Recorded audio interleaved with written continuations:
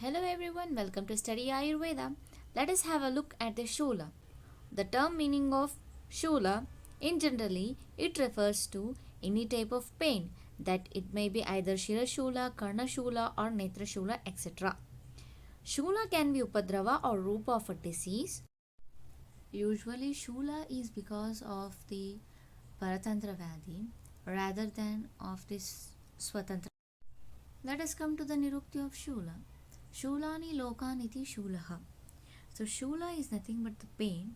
It may be of different types or different origin. So depending on the condition and depending on the nature of pain, we are dividing it into many things. Like in case of pravayika, we are having kuntanavat pidana in that patient. Okay. Pain can be understood in Ayurveda in different ways like shula, toda, raga.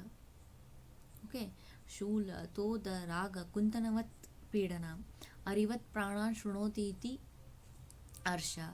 So different the word pain is explained in different ways by different acharyas, and it is manifested because of the presence of different conditions in that person.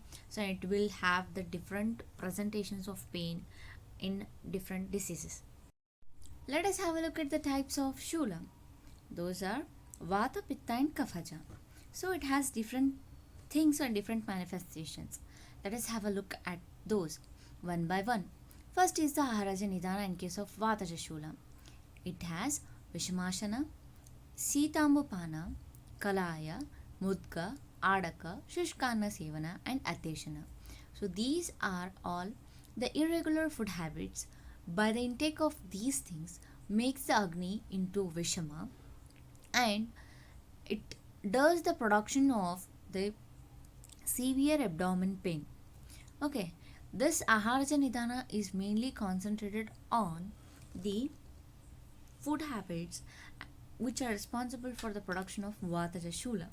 Here the shula term can be taken only for the abdominal pain. It may be colic pain, it may be spasmodic pain of the abdomen, it may be tenesmas of the abdomen during pravahika. So the different features of pain can be considered here. Okay, the other nidhanas for vataja shula are vyayama, vega sandharana and also langhana. Excessive langhana is also one of the causative factor for the vataja shula. The lakshanas are Rutpashva Prushta Trik Basti Shula. There is a severe pain in the heart just because of the Vega Sandharana. Parshva in the flanks, it may be because of excessive intake of Shitambupana or the things which are increasing the Vata, which are Shita Gunatmaka in nature. Prushta, pain in the back. Trika, pain in the Trikasandhi, that is in the pelvic area. Basti, Shula, the pain in the bladder region is also considered here. Okay, next is the aggravation. The aggravation factors are Jinana.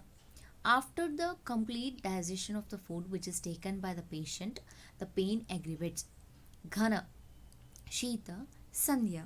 Here, Ghana, Shita, Sandhya here is mainly in cold season, on cloudy days and on evening the pain aggravates. The characteristics of the vataja type of pain is it aggravates after the digestion of food, in the cold days, in cold season and also in the evening. So these are the main things that we need to concentrate. Chikitsa. How you are going to do the chikitsa for it is mainly by snigdha and ushna upahara or snigdha and ushna ahara is given because they are vatahara.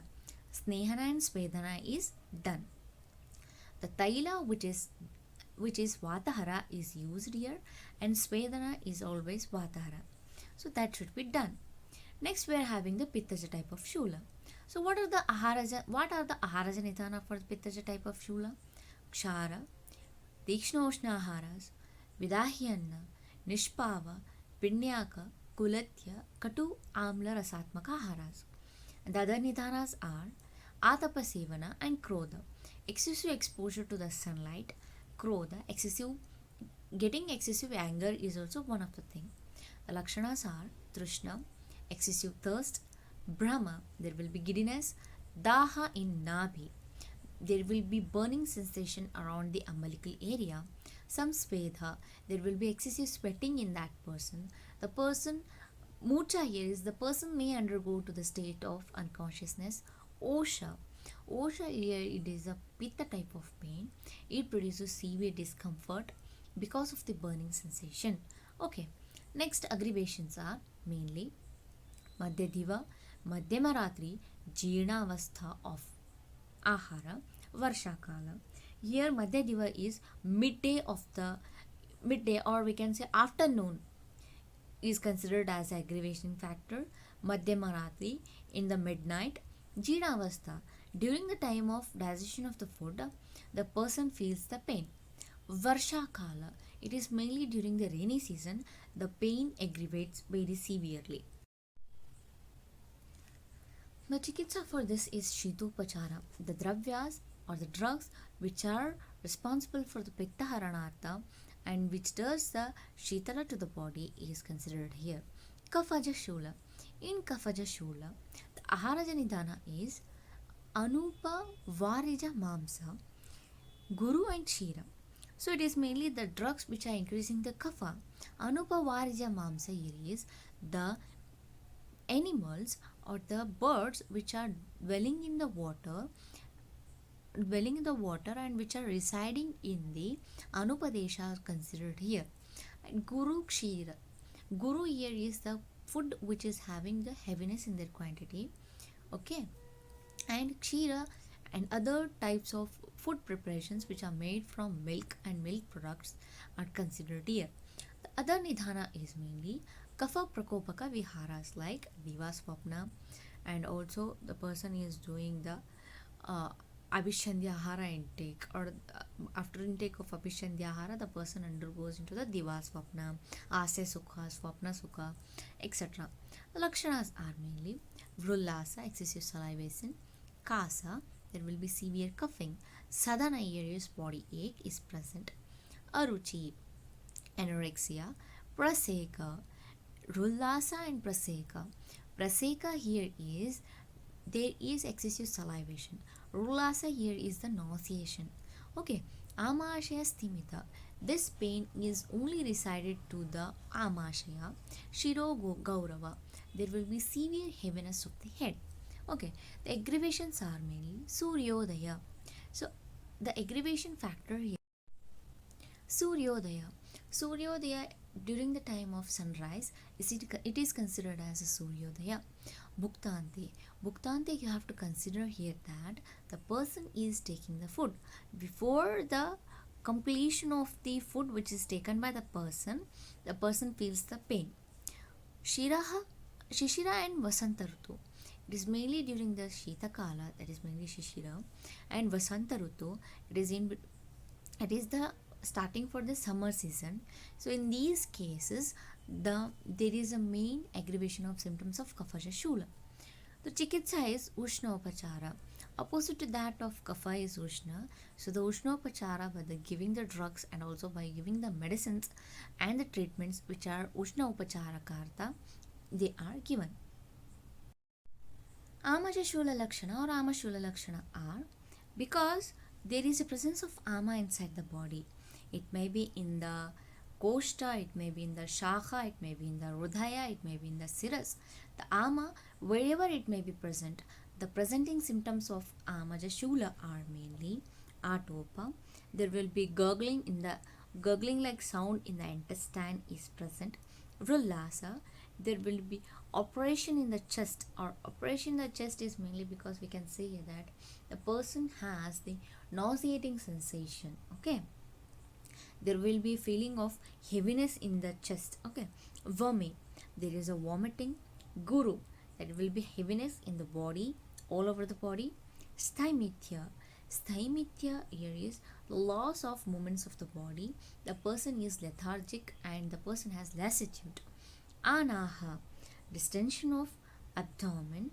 Kapha praseka, there will be excessive salivation. Okay, kaphasya langinaha samanalingam mamamedudbhavam ama amam mudbhavam shulam mudaharanti. So kafasalingena, because it has a similar to the those of the kaphaja shula. It has similar symptoms to those of the kaphaja shula. So that is called as. Next we are having the parinama shula. So how to understand the parinama shula? Let's see one by one. Okay.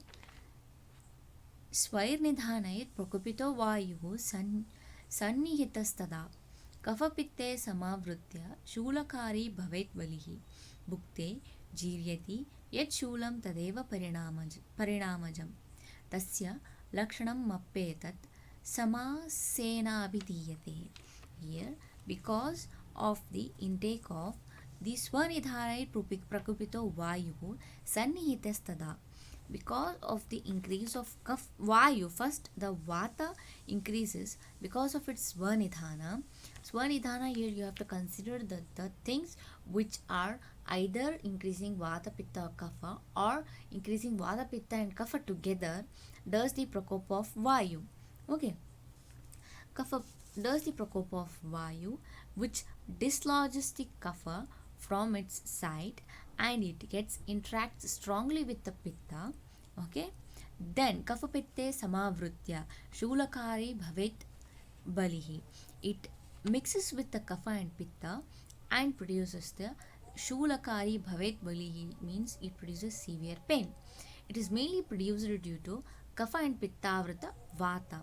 Here vata gets avrita by kapha and pitta. Okay, it is mainly important. The obstruction is there for the flow of vata. Okay, bhukte jiryati yat shulam tadeva parinamajam. So the onset of pain here is mainly at the time of digestion of food. Tasya lakshanam mappetat samasena vidiyate. So these are the lakshanas of the parinama shula. So you have to explain here in detail for the person who is having more interest to know about the parinama shula, as the onset of pain is at the time of digestion of food. So the relief of pain is on taking food or by vomiting or soon after the digestion of food is over. Okay, because there is a kapha and pitta vrata. After clearing the obstruction for the vata, it gets relieved. Site of pain are mainly kukshi, jatara, parshva, nabhi and basti, and also sthanantare, prustamule. Sthanantare, prustamule here is back. So the types of parinama shula are mainly vata, pitta, kapha, vidoshaja and tridoshaja.